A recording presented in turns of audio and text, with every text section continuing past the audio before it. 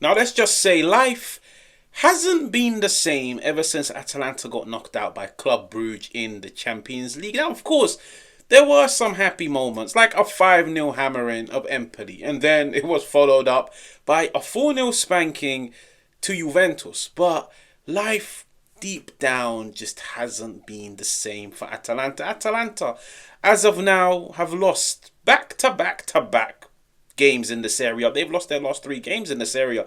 They haven't scored a single goal in the Serie A. And let's just say there's trouble in paradise, because when you look at Calcio, when you look at the Serie A, if there was one club that we could all agree on and say that club represents paradise, that's the club that can fix anybody. Listen, the common narrative has always been, if Gasperini's Atalanta can't fix you, then you're broken and damaged for good. But there's trouble in paradise, because Atalanta, they look broken. They look divided. They look like a team, an institution that's going to be torn apart in the summer. And my question is, now it's just a theory, but my question is, was this downfall, was this divide, was this demolition all caused by the one and only Gasperini? Now, there was a period in the Serie A season where people genuinely looked at Atalanta and said, maybe, just maybe, they will go on to win the Scudetto. This is a team, the Europa League champions. They beat the unbeaten Xabi Alonso Bayer Leverkusen last season. They're a team that, since the start, they've shown growth. They've shown pedigree. They've shown promise. They've made some good investment. They've got some good players from Lookman, Retegui, Samardzic, CDK, Ederson.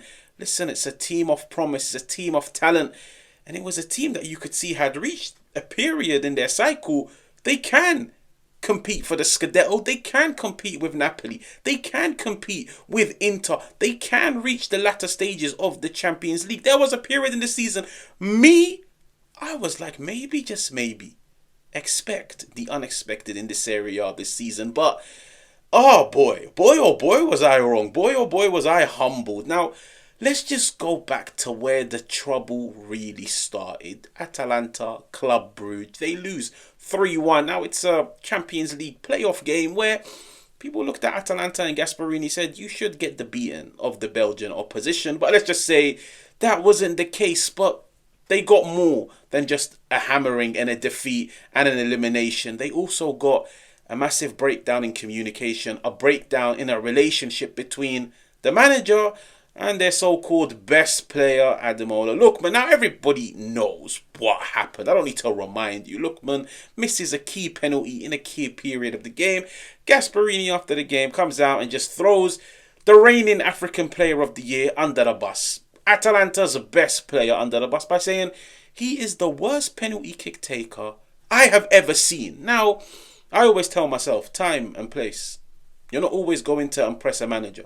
A manager's not always going to be happy with one of his players, but sometimes keep things behind closed doors. There's no need to air out your dirty laundry to the media and give them a reason to cause a divide, to start fueling unnecessary negative reports. But let's just say Gasperini, he gave the media what they wanted. Like, guys, just imagine Gasperini, who can practically get away with murder at Atalanta, even had Atalanta's co-owner, Antonio Percassi, come down to the club to try and diffuse things between Ademola Lookman and Gasperini. Now, Lookman, he wasn't too happy. He came out and he said, I'm upset, I'm hurt by the comments. If anything, I find them very, very, very disrespectful. And I feel like that's a relationship that's broken. Even though a few days later, Ademola Lookman went and scored against Empoli, I just feel like deep down, there's some unrest. Deep down, he's uncomfortable. He's unhappy.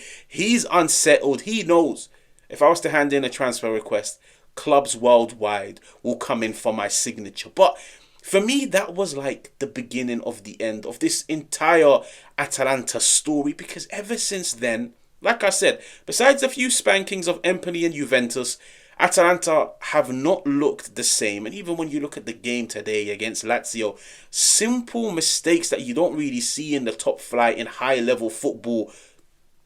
Ederson was supposed to be substituted, but Ademola Lookman came off. Come on, guys. If that doesn't tell you a breakdown in communication, I don't know what else will. Come on. The players, the managers, the fourth officials, you're supposed to communicate. The fact that a player got taken off that wasn't supposed to be taken off, and Gasperini comes out and just says, yeah, it was a mistake. Lookman should have stayed on. Ederson should have come off. I don't know, guys. Trouble in paradise. Trouble in the one club in Calcio that you always sat down and told yourself, if there's a place in Italy where every player feels at home, it's Atalanta. If there's a happy camp in Calcio, it's Atalanta. If there's a system every player wants to be a part of, it's Atalanta. And that really, really, really doesn't seem to be the case anymore. Finally, the icing on the cake. Another thing that I feel like has fueled this divide, that's fueled this breakdown, is the fact that Gasperini himself is unsettled. Like, Gasperini on numerous occasions this season has come out and said, I don't know what the future holds. Fair enough, I'm contracted till 2026, but there's a high possibility I might leave in 2025. Do you know what this reminds me of? This is a replica of when Jurgen Klopp at Liverpool, when his team were competing for the Premier League with Manchester City, decided to come out mid-season and just tell the world, listen, this is my last season at Liverpool. At the end of the season, I will be leaving. So many people looked at it and said, maybe, just maybe, this is a way to rally the troops, to give his players that extra boost, for the players to look at themselves in the mirror and say, listen, I want Jurgen Klopp to leave Liverpool with a Premier League trophy. But guys, the way football works sometimes, it can go the complete opposite, because players, they're down tools. Players have no reason to play anymore because they know this manager is now here on a temporary basis. This manager is leaving. I don't need to listen to them because there's no repercussions. There's no consequences. I am going to overstay this manager. I am going to be here next season, but he isn't. And when I saw Gasperini halfway into the season come out and just say, I don't know what the future holds. I might be here. I might not. I'm looking for a new chapter. I'm looking for a new challenge. I found it bewildering because I was like, time and place. Your team is doing something they've never ever done before, and they stand a solid chance of winning the Scudetto. Just keep unity, keep harmony, keep everybody together. Listen, deep down, you might be telling yourself, I want out. Deep down, you might be telling yourself, I don't like this player. I don't like that player. The fact that your team is performing to a high level, winning games, competing for the Scudetto, and in that period of the season, you could really make a case they could have won it. Don't be spreading any doubt within the camp. Don't be spreading any doubt, any confusion. Like, it doesn't help. It doesn't help the players. It doesn't help the board. It doesn't help the fans. It doesn't even help you as a manager. The only thing it does is it gives the media a lot of things to type about. And that's exactly what ended up happening. So I go back to the primary question. Was this divide? Was this breakdown? Was this demolition to, in a period, a very exciting Atalanta season, was this breakdown all caused by the man that's labelled as the Godfather of Atalanta, by the man that took them from Serie B into the Serie A? Was it all caused by Gasperini? Like, listen, jokes aside, it's looking like a sabotage because there was just no need for the way he's behaved this season. I understand the manager has the most power. A manager is untouchable, especially somebody like Gasperini at Atalanta. I always tell myself, time and place. Read the room.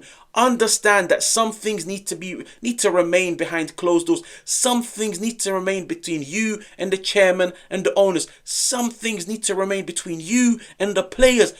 Not everything needs to come out to the media, and it's just a shame. It really, really, really, really is, because it really had potential to be the perfect Calcio, the perfect Serie A fairy tale, but it's just gone the complete opposite direction.